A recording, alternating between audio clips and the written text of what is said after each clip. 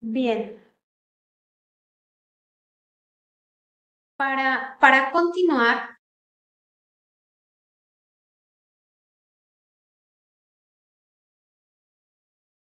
con esta sesión y atender a lo que nos marca el temario, pues bueno, haremos entonces la referencia a los sujetos del proceso.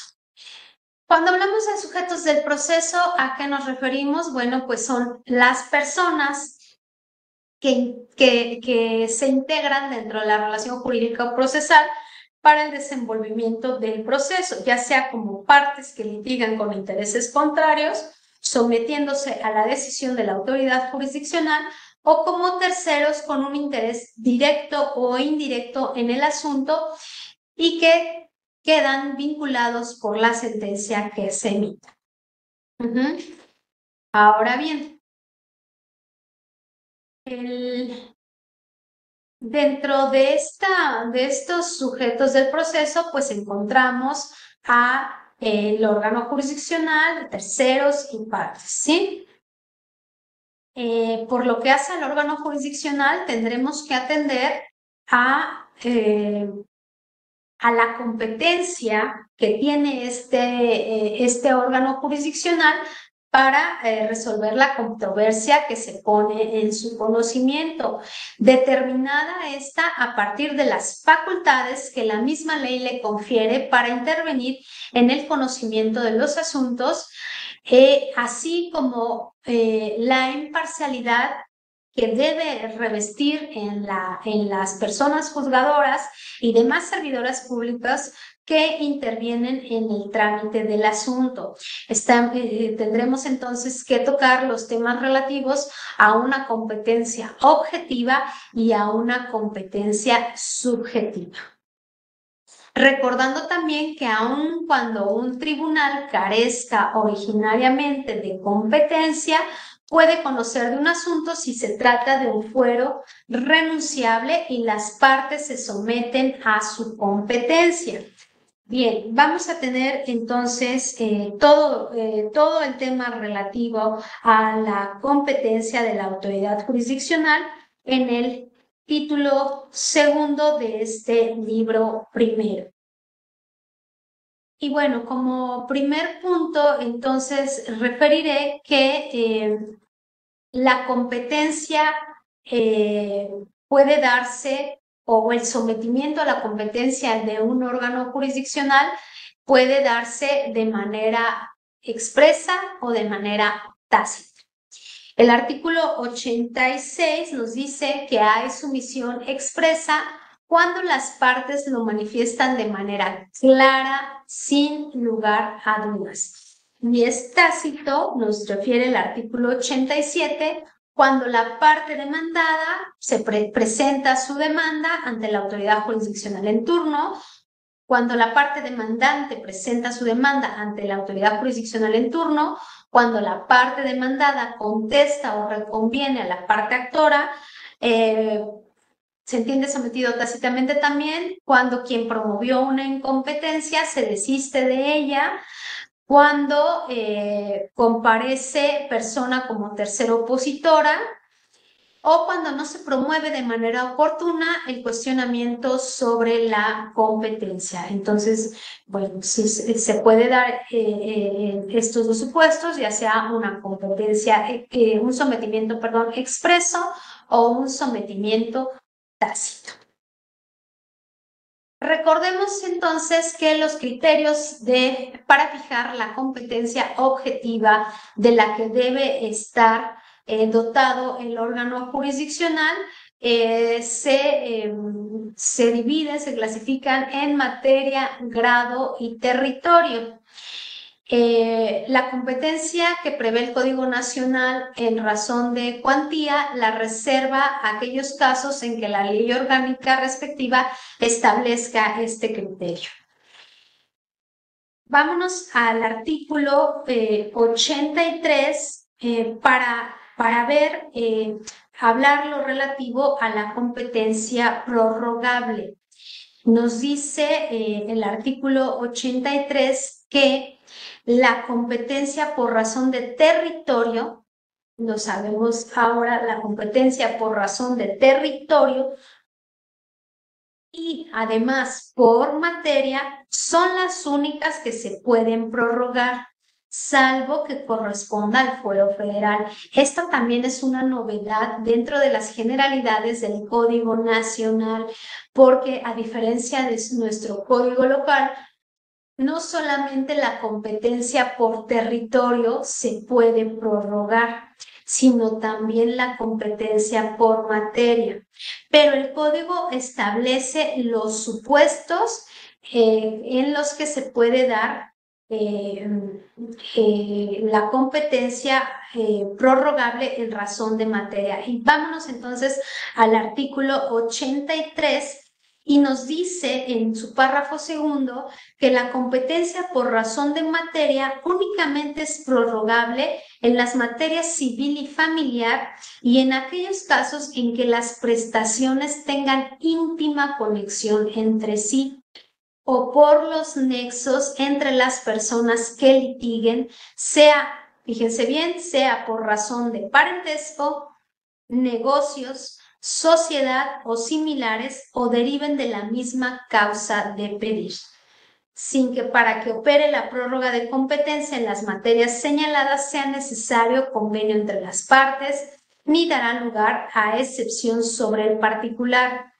Entonces, se resalta, en consecuencia, ninguna autoridad jurisdiccional podrá abstenerse de conocer de asuntos, argumentando falta de competencia por materia, cuando se presente alguno de los casos señalados que daría lugar a la división de la continencia de la causa o multiplicidad de litigios con posibles resoluciones contradictorias. Qué interesante este artículo en cuanto a que la competencia por materia también pueda ser prorrogable en asuntos de naturaleza familiar y nos da supuestos que amplían el abanico para que las autoridades jurisdiccionales competentes en materia familiar puedan conocer de aquellos asuntos, no solamente que tengan una íntima conexión entre sí, por las prestaciones, por esta conexión entre las prestaciones, sino también por los nexos que puedan darse entre las partes que litiguen por razón de parentesco, de negocios, sociedad o similares.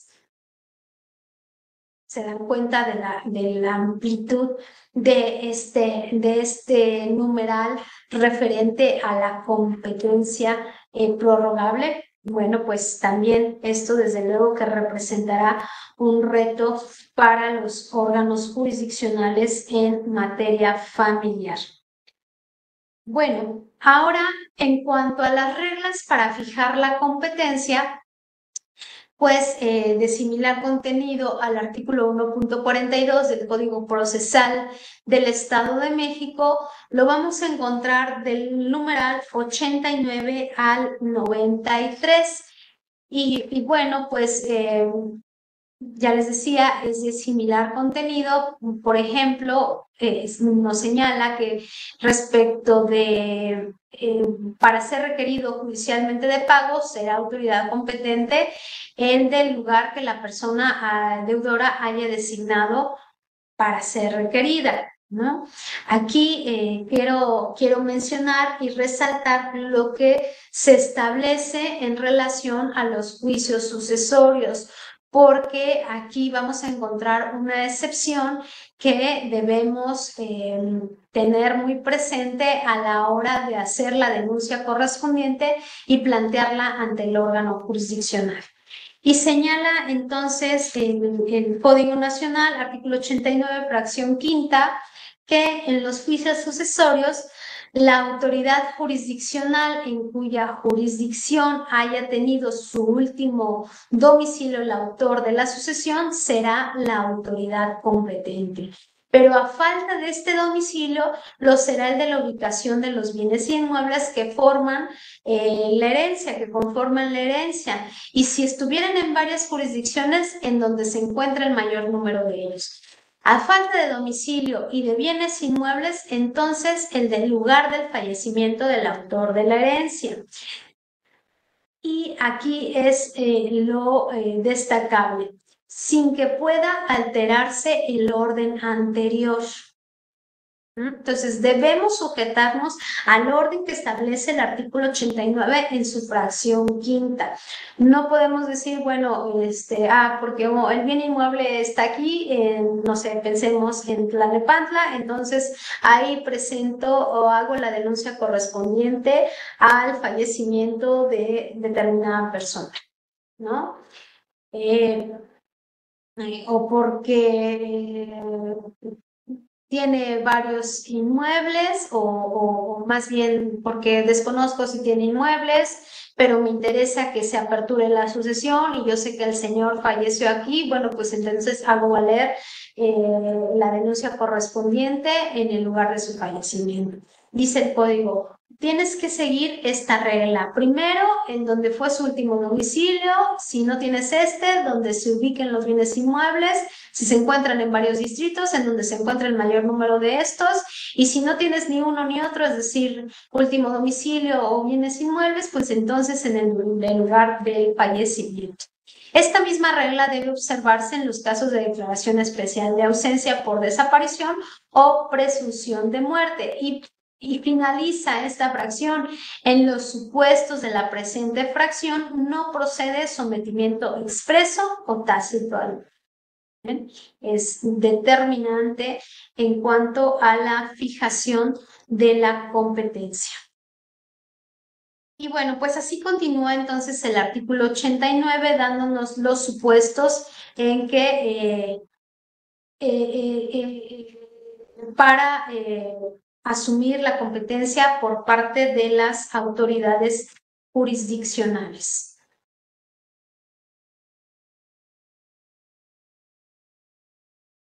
Bueno, continuando entonces con el desarrollo de los temas, vamos a abordar lo relativo a los conflictos competenciales y sus vías de resolución. Ya les decía yo, según los que litigan en materia mercantil, seguramente estarán muy familiarizados en cuanto a estas tramitaciones por inhibitoria y por declinatoria.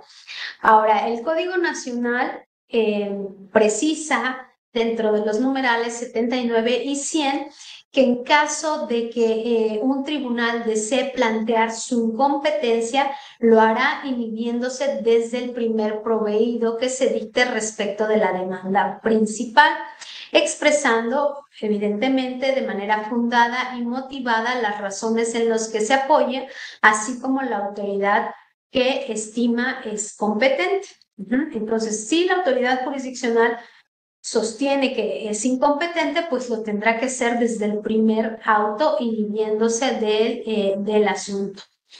Ahora, cuando dos o más autoridades jurisdiccionales de una misma jurisdicción se nieguen a conocer de determinado asunto, la persona afectada debe acudir ante la autoridad jurisdiccional en segunda instancia para que se haga el pronunciamiento correspondiente respecto de quién deberá conocer.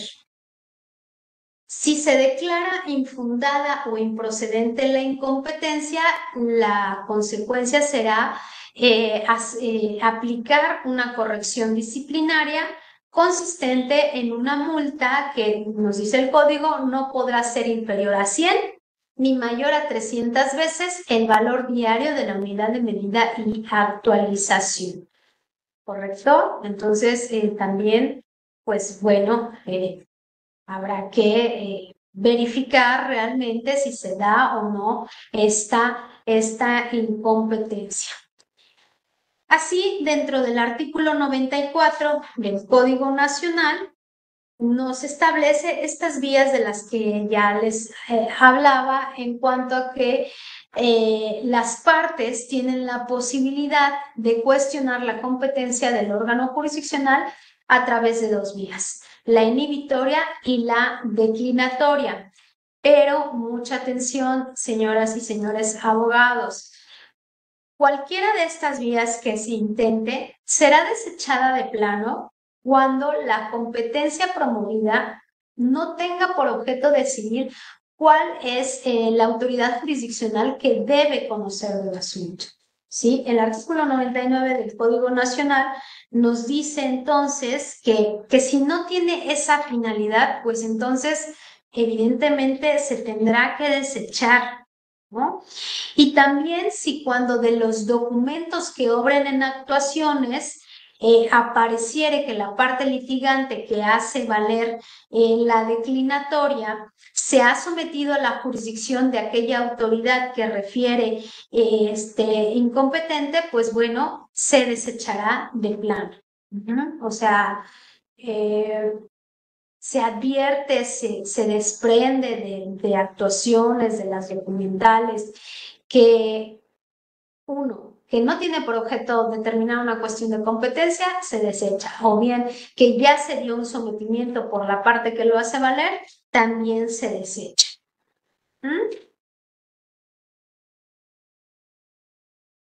Y bueno, entonces, volviendo al tema de las vías que tenemos para determinar la competencia del órgano jurisdiccional. Si hablamos de inhibitoria, esta se intenta ante el juzgado que se estima competente, quien a su vez va a librar oficio a la que se considera incompetente para que deje de conocer el asunto y le remita el expediente dentro de un plazo de 5 días. Y bueno, también aquí refiere que si se niega a atender dicho requerimiento, pues cabe el recurso de apelación.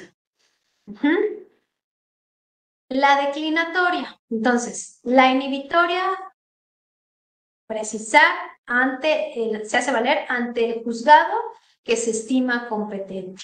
La declinatoria, ante el juzgado que se considera carece de competencia legal, exponiendo desde luego las razones jurídicas que sustentan el pedimento y las pruebas que se consideren necesarias, pidiéndole entonces a este órgano jurisdiccional que deje de conocer los asuntos y que remita los asuntos ante la autoridad que se considera competente. El trámite es incidental, ¿ok?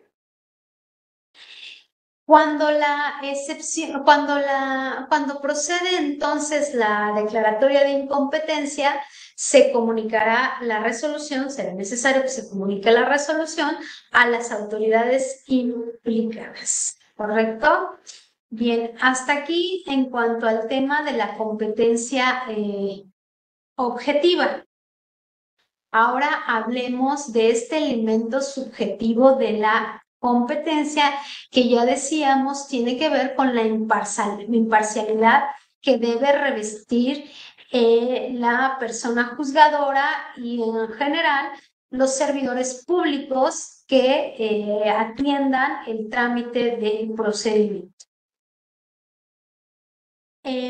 Como impedimentos para conocer de un asunto encontramos los previstos en el artículo 104 del Código Nacional, que bueno, que nos hablan de lo que también refiere el Código Procesal Local, de cuando se tenga un interés directo o indirecto en el procedimiento, cuando sea del mismo interés para el cónyuge, concubina, concubinario, en fin, ¿no? Por la relación que pudiera existir, parientes de consanguinidad, cuando el cónyuge, concubina de la autoridad jurisdiccional, pues a lo mejor sea parte heredera o legataria de alguna de las partes, todo esto que podría implicar un conflicto de intereses. En la parte final de este numeral, nos dice en la fracción 26 del artículo 104 que la autoridad jurisdiccional también estarán impedidas para conocer de los asuntos cuando hayan externado públicamente su opinión adelantando el sentido del fallo.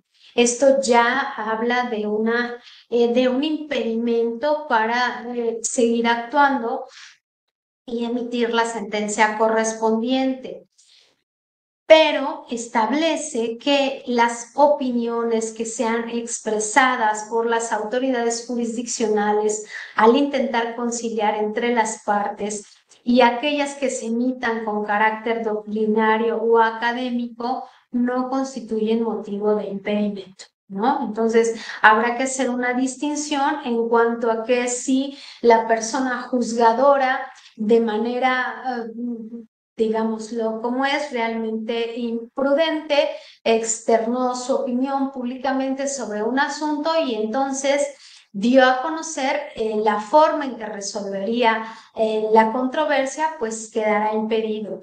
Pero si constituyen opiniones expresadas al intentar conciliar o con un carácter doctrinario o académico, pues no van a constituir una causa que motive el que pueda seguir conociendo del asunto.